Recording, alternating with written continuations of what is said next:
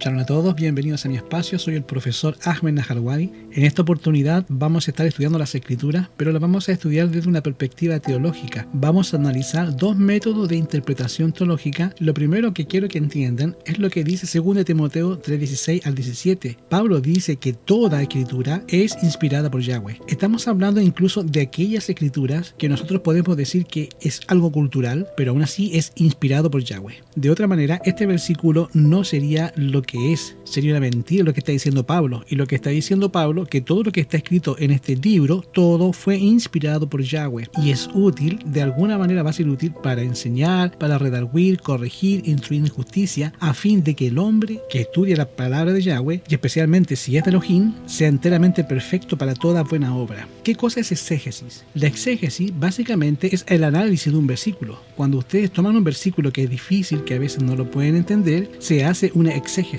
Entonces ustedes encuentran una explicación en base a ver todo lo que es este versículo, todos sus alrededores, sus contextos. Entonces se llega a ver una exégesis.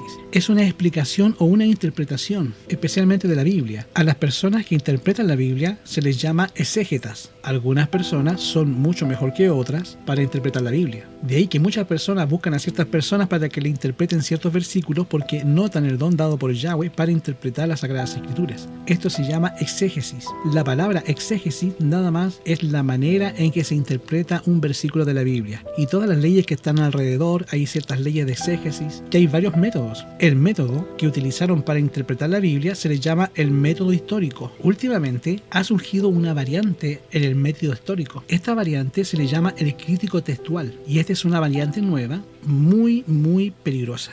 Les voy a poner varios ejemplos para que ustedes puedan ver los dos métodos funcionando lado a lado y ustedes se van a dar cuenta que parece tener sentido lo que están diciendo. Sin embargo, este método es el que le abre la puerta a los homosexuales a las iglesias. El método histórico, que busca la forma lingüística, la estructura subyacente, el sentido original del texto, las condiciones dentro de los cuales tuvo su origen, los primeros destinatarios y, por supuesto, análisis de toda la Biblia. La crítica textual es el que hace esta variante, la variante crítico textual. No necesitan aprenderse los nombres, solamente tienen que saber que está el método normal, el método que usamos por años, el método que últimamente los seminarios teológicos dirigidos por pastores, por escolásticos, de los cuales yo les pido que ustedes tengan mucho cuidado y se cuiden. Y en Estados Unidos los liberales han ganado prácticamente todos los seminarios y casi todos ellos utilizan este método para interpretar la Biblia. No puedo decir que todos, porque sé que hay algunos que todavía siguen con el método normal que aprendimos a través de nuestra vida y que nos parece lógico, pero en esta oportunidad vamos a ver cómo funcionan estos dos sistemas de interpretación teológico. El primer intérprete y primario, que el único que vale,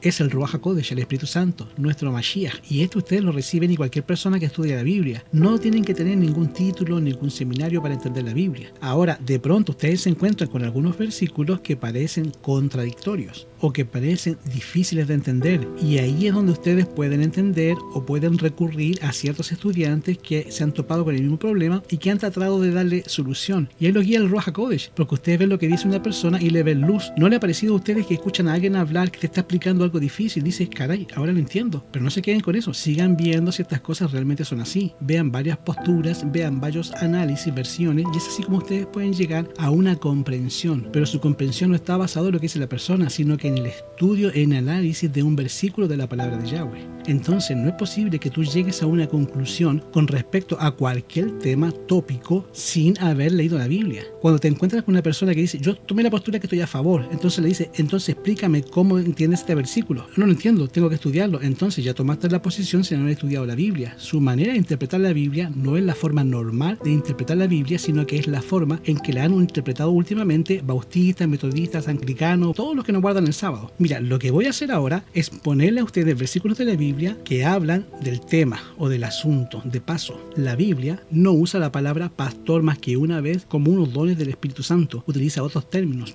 presbítero, anciano, etc. ¿Qué es lo que hace un pastor? ¿Qué es lo que puede hacer un pastor? Puede dirigir la iglesia, ser el máximo dirigente. En la Biblia no aparece la palabra ordenación, aparece la imposición de mano, y esta imposición de mano se llevó a cabo en diferentes lugares y en diferentes aspectos.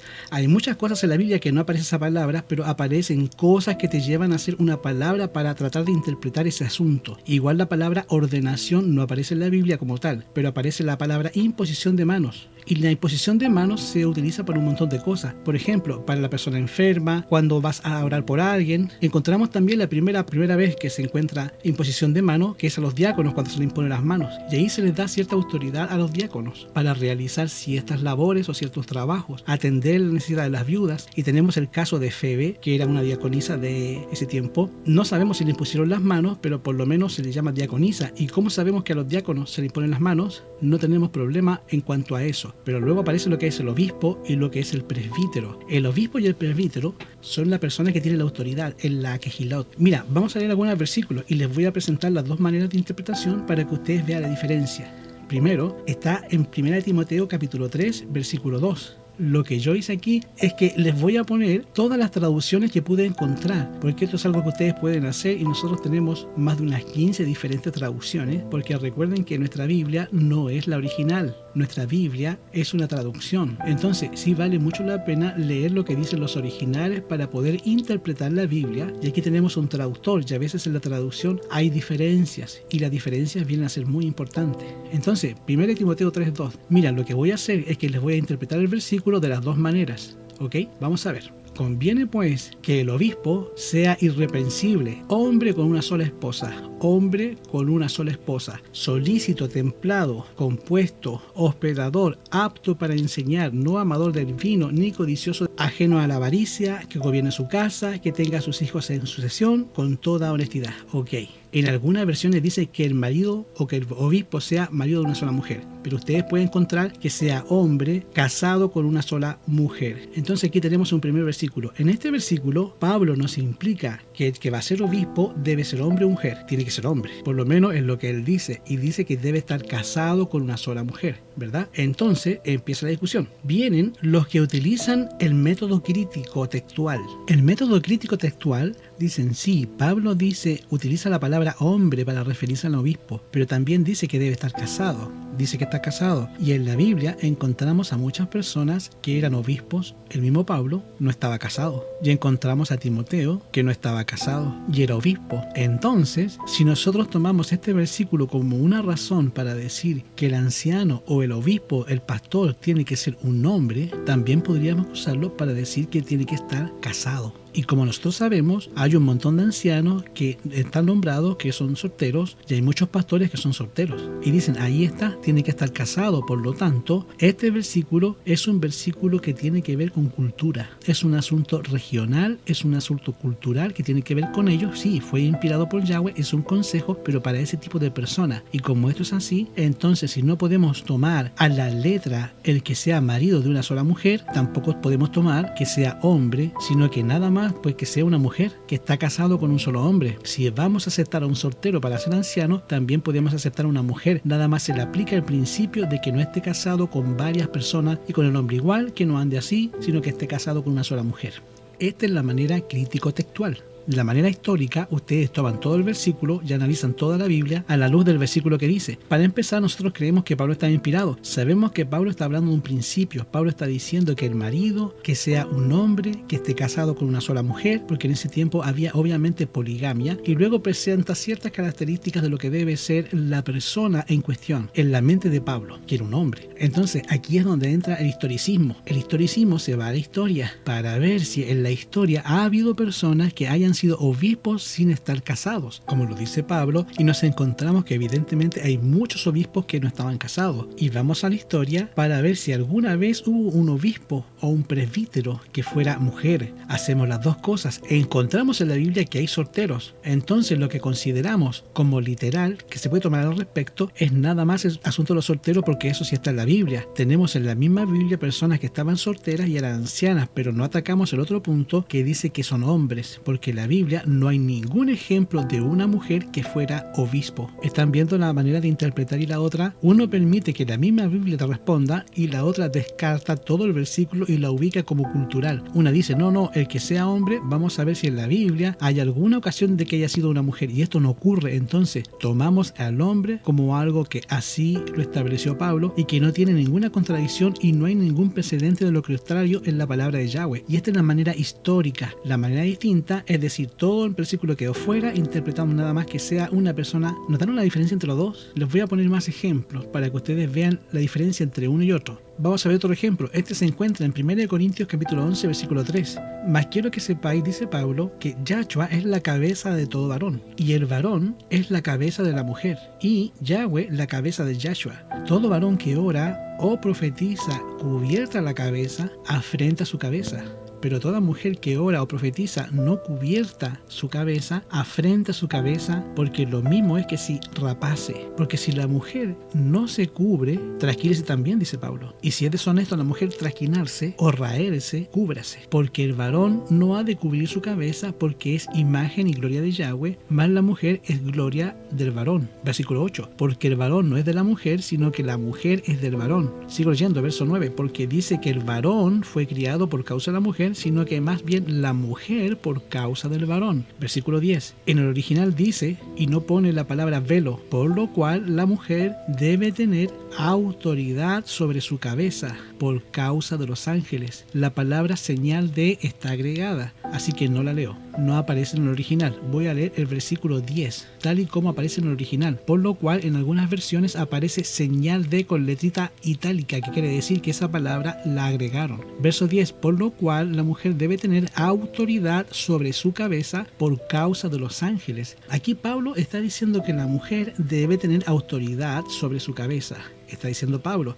Entonces, ¿cómo le vas a dar autoridad a una mujer? La autoridad de la iglesia. Aquí está diciendo Pablo que no se le puede dar la máxima autoridad a la que gira a la mujer. Este es el problema de la ordenación. El problema es que el paquete de la ordenación no solamente va a que predique bonito, que sea muy servicial, que sea muy buena. Hermanos, hay mujeres que son mucho mejor para administrar que los hombres. Las mujeres son muy buenas para hablar, son muy buenas para predicar. Y alguien dice, esos dones se los da el Espíritu Santo. Si eso fuera nada más la ordenación, el reconocimiento de todo eso, no habría problema. El problema es que en el paquete de la ordenación está darle autoridad a la mujer, autoridad de dominio, autoridad de que yo puedo hacer lo que tú no quieras, autoridad de decirle al esposo, entonces, ¿quién manda en la casa? ¿El esposo o la pastora? Es una contradicción. Entonces llega el punto. Ahí está Pablo diciendo que la mujer debe tener autoridad sobre su casa. Entonces, el método crítico, que es el que estamos haciendo referencia, dice, ok, en este texto claramente está hablando del velo. Entonces viene la pregunta, ¿usamos nosotros velo? ¿La mujeres usan? No usan velo. Entonces viene la otra pregunta. Entonces, en la Biblia, la palabra de Yahweh, ¿hubo momentos en que las mujeres usaban velo? ¿Alguna vez usaron velo las mujeres en la Biblia todo el tiempo? Y la respuesta es no.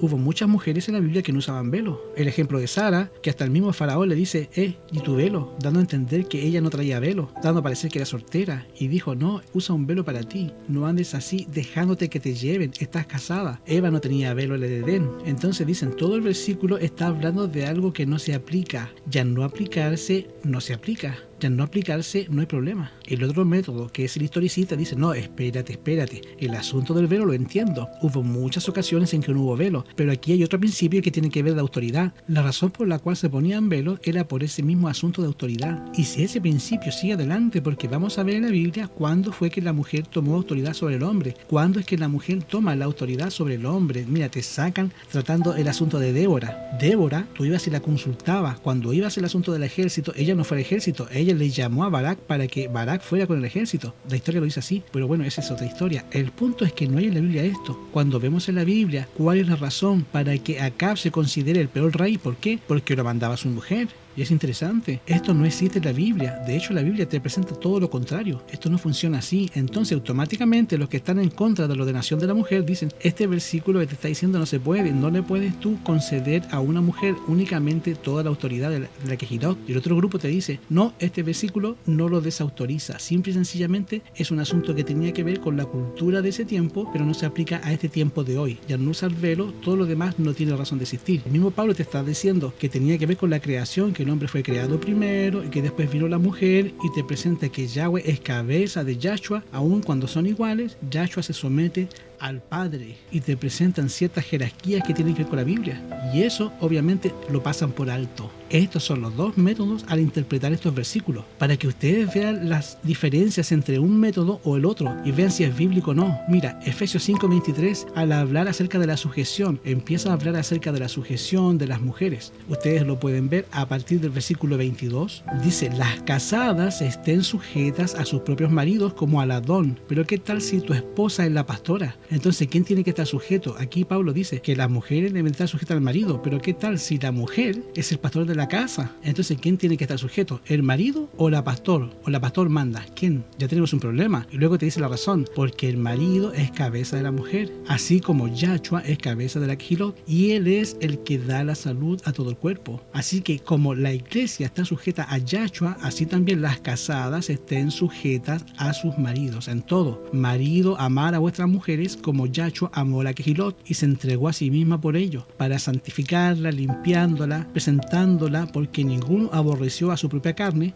Entonces, ¿cuál es el argumento en este texto? Dicen, no, este texto está hablando de la relación familiar, no está hablando de la relación eclesiástica, lo cual es cierto. En el versículo no se está hablando acerca de la relación eclesiástica, se está hablando acerca de la relación familiar, aunque Pablo mete el asunto de la iglesia como un ejemplo de la manera en que debe funcionar en la casa. Y esta es la parte interesante, es que Pablo está utilizando la familia como un ejemplo, más bien lo que pasa en la Quejilot como una cosa que tiene que pasar en la familia, dando a entender, así como en la familia debe ser también en la Quejilá, pero no lo dice directamente. Dice, entonces está hablando de la familia, no hay problema. Entonces, la familia pastora, ¿cómo va a ser? Bueno, ellos se las arreglan. Entonces dicen, ¿a poco a ti no te manda la mujer? Y ahí uno empieza a decir, bueno, es cierto, pero vamos a ver otro versículo. 1 Corintios 11:10. Aquí la cosa se pone un poco más espectacular. Entonces, cuando ustedes escuchan a una persona que te dice, es que en la Biblia no hay nada, bueno, ¿qué estamos analizando entonces? Hay muchas cosas que hablan acerca de la ordenanza de la mujer como pastora, pero algunos no lo quieren ver. 1 Corintios 11:10 dice, por lo cual, la mujer debe tener autoridad sobre su cabeza por causa de los ángeles. ¿Por qué la mujer debe tener autoridad sobre su cabeza? Una vez más, autoridad sobre su cabeza, esto tiene que ver por la cultura de Roma o la cultura de Grecia, cultura india. ¿Quiénes son los que tienen problemas con la mujer que tiene autoridad sobre su varón? Los ángeles. Esto se puede entender de dos maneras. O por lo que pasó en el cielo con los ángeles, que no aceptando su posición inferior, el caso de Satanás, se rebeló para hacer una guerra en el cielo. Entonces, por lo que pasó en el cielo, la mujer debe tener la facultad de ponerse bajo sujeción. Así se puede entender de una. O la otra es que a los ángeles no les gusta que la mujer tome el liderazgo. Se puede entender de las dos maneras, pero Pablo lo dice. Dicen, no. Lo que está pasando aquí es que está hablando del velo. Y lo que no les gustaba a los ángeles es que cuando hay una costumbre cultural, las personas así como acostumbran, y que la iglesia lo haga abiertamente y trae oprobio a la iglesia entre la cultura, lo que están en los alrededores, y eso es lo que no les gusta a los ángeles, que estemos dando mal testimonio. Esa es la manera en que los críticos textual interpretan el versículo. Dos maneras de interpretarlo. Otro, y con este vamos a terminar. Este está en 1 Timoteo 2:12. Hay muchos más, pero los voy a dejar hasta ahí para que ustedes vean cómo funciona este asunto. 1 Timoteo 2, versículo 12. Vamos a verlo desde el 11. De hecho, Pablo empieza desde el 8. Cómo tiene que actuar el hombre en la Quejilot, cómo debe actuar un hombre y cómo debe actuar la mujer también en la Quejilot. Los hombres, dice, quiero que los hombres entonen en todo lugar, levantando manos limpias, sin ira ni contienda. Asimismo las mujeres ataviándose de un hábito honesto, con vergüenza y modestia, no con cabellos encrespados, oro, perla, vestidos costosos, sino de buenas obras, conviene a mujeres que profesan piedad. Versículo 11, la mujer aprenda en silencio con toda sujeción. Versículo 12, porque no permito a la mujer enseñar ni tomar autoridad sobre el hombre, sino quedarse en silencio. ¿Cuál es la razón? Pablo dice, porque Adán fue formado primero y después fue formado Eva, y Adán no fue engañado, sino que la mujer, siendo ella seducida, vino a ser envuelta en transgresión, pero se salvará engendrando hijos y permanecerá en la fe, el amor, con honestidad. Ok. Una vez más, Pablo dice, no vamos a dejar que la mujer tome autoridad sobre el varón, lo pueden ver claramente. Lo que pasa es que Pablo era machista.